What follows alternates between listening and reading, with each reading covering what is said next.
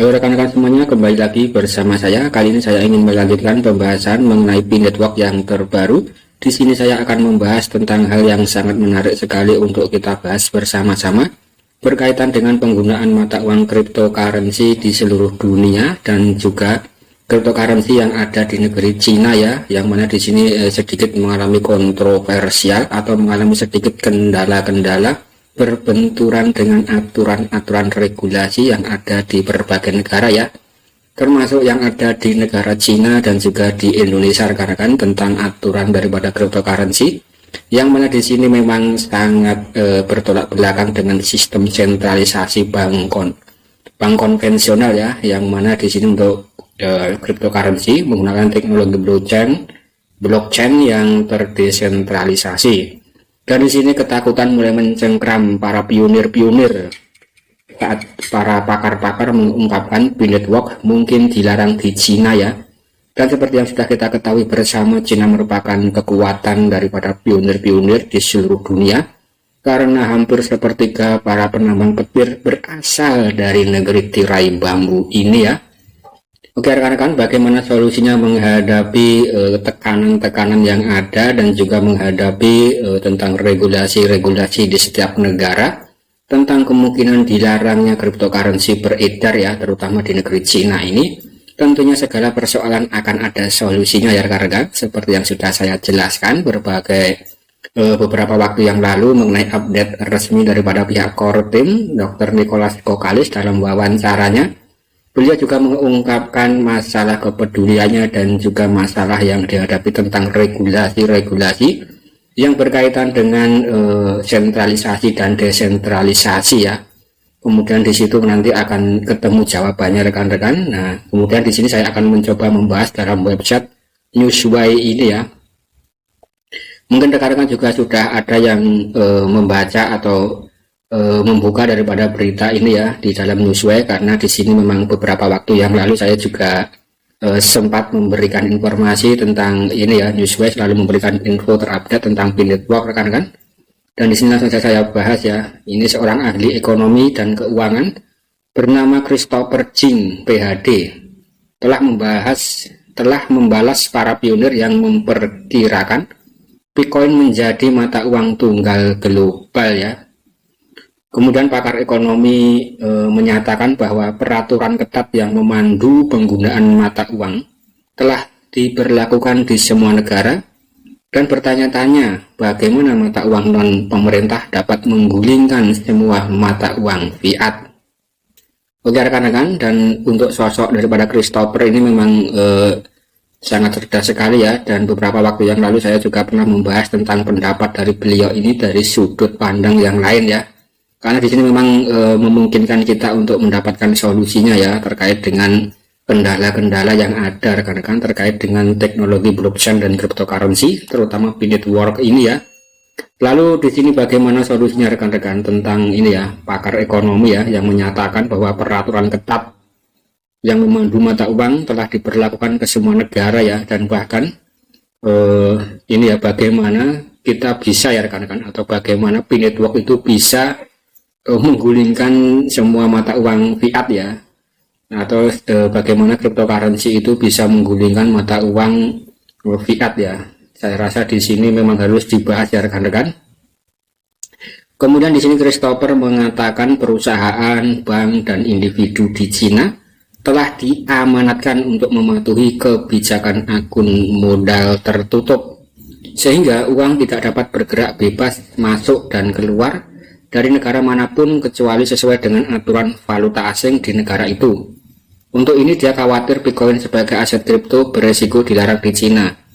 Rekan-rekan, saya rasa ini adalah poin yang sangat penting sekali, yang mana berkaitan dengan sifat desentralisasi ya. Walaupun Bitcoin ataupun pin network merupakan cryptocurrency yang bisa dilacak oleh semua orang ya, tetapi jika pemerintah suatu negara, misal di Cina ini ya, sudah menggunakan kebijakan akun modal tertutup, dan di sini tentunya harus ada suatu laporan ya mengenai keuangan yang masuk dan keluar. Maka dari itu ini memang sangat sedikit sulit sekali ya rekan-rekan untuk bisa bertransaksi menggunakan CoinPay ya, atau menggunakan cryptocurrency yang lain, karena di sini memang untuk perputaran uang di Cina diatur dengan sedemikian ketat sekali ya.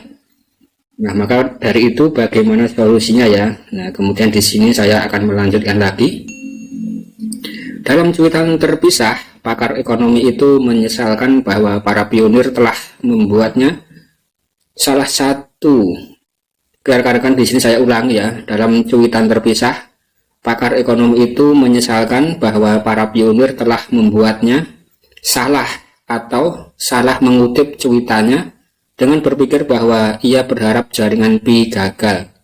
Ya rekan-rekan, artinya di sini memang cuitan daripada Christopher ini memang sangat realistis sekali ya, dan bahkan dianggap oleh sebagian besar pionir-pionir di seluruh dunia ini menganggap bahwa Christopher ini memang berkecil hati daripada menganggap proyek Binetwork yang akan gagal ya.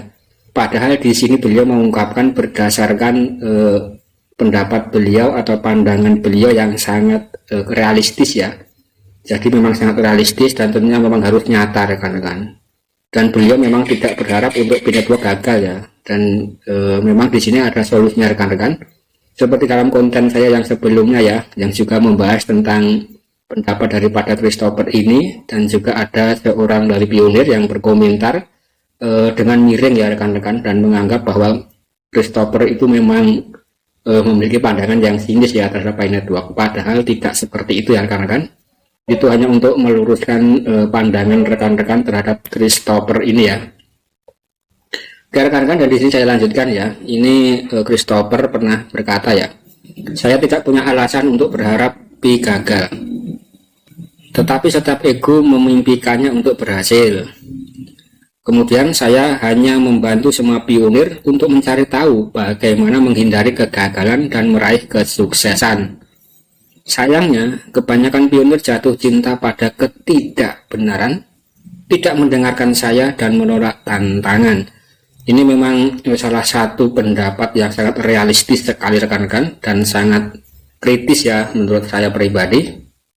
Yang mana ketika kita lihat daripada cara beliau menyampaikan gagasannya memang sangat terlihat sangat kritis dan realistis sekali ya. Dan bahkan beliau juga menganggap bahwa untuk mendapatkan kesuksesan ya rekan-rekan, kita harus tahu bagaimana cara menghindari kegagalan. Maka dari itu beliau selalu memaparkan yang tidak enak-enak ya di awal ya. Jadi beliau selalu memaparkan kendala-kendala yang ada untuk diselesaikan dan dicarikan solusinya. Mungkin kurang lebih seperti itu ya, menurut pandangan daripada dokter atau ini ya, Christopher ya rekan-rekan, Christopher Jing dari negeri Cina. Beliau juga merupakan orang yang cerdas ya. Kemudian di sini saya mencoba melanjutkan lagi rekan-rekan. Bitcoin adalah cryptocurrency. Ini adalah fakta yang tidak dapat dibantah oleh para pionir, dan cryptocurrency tidak diatur oleh pemerintah manapun. Tidak ada pemerintah yang dapat mengganti mata uang fiatnya dengan cryptocurrency. Dan ini sudah pernah saya bahas juga ya rekan-rekan, bagaimana nanti Binetwork bisa digunakan sebagai alat tukar global ya. Salah satunya dengan alasan ini ya rekan-rekan. Kemudian di sini juga saya lanjutkan lagi, untuk cryptocurrency adalah mata uang digital yang merupakan bentuk pembayaran alternatif yang dibuat menggunakan algoritma enskripsi. Penggunaan teknologi enskripsi berarti bahwa cryptocurrency berfungsi baik sebagai mata uang maupun sebagai sistem akuntansi virtual. Untuk menggunakan cryptocurrency, Anda memerlukan dompet cryptocurrency. Ini adalah gambaran tentang pengertian atau definisi daripada kripto ya rekan-rekan, yang diungkapkan oleh media Newsway.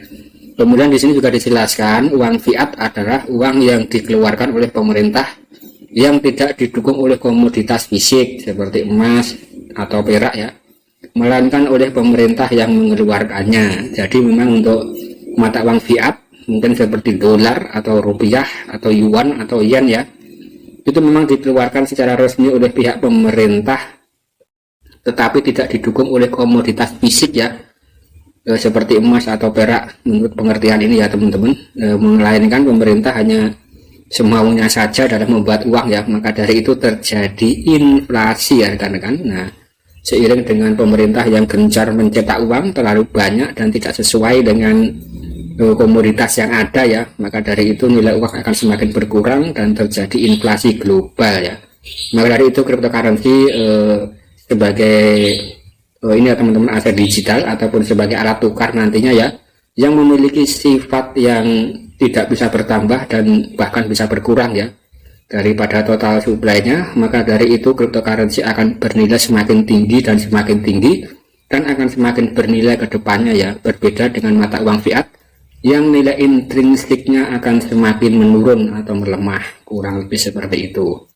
Jadi kesimpulan di sini ya rekan-rekan, menurut pendapat atau pandangan dari Christopher Jing ini, memang semuanya itu ada solusinya ya terkait dengan hal-hal yang dipaparkan di atas, dan mungkin ke depan nanti juga pemerintah suatu negara nanti juga bisa mengambil suatu sikap yang positif mengenai cryptocurrency, yang mungkin ke depan bisa digunakan sebagai alat tukar atau yang lain-lain ya, seperti contoh misal ada CBDC, Central Bank Digital Currency ya, yang sudah mulai berlaku di 9 negara ya rekan-rekan, yang sesuai dengan konten saya yang sebelumnya.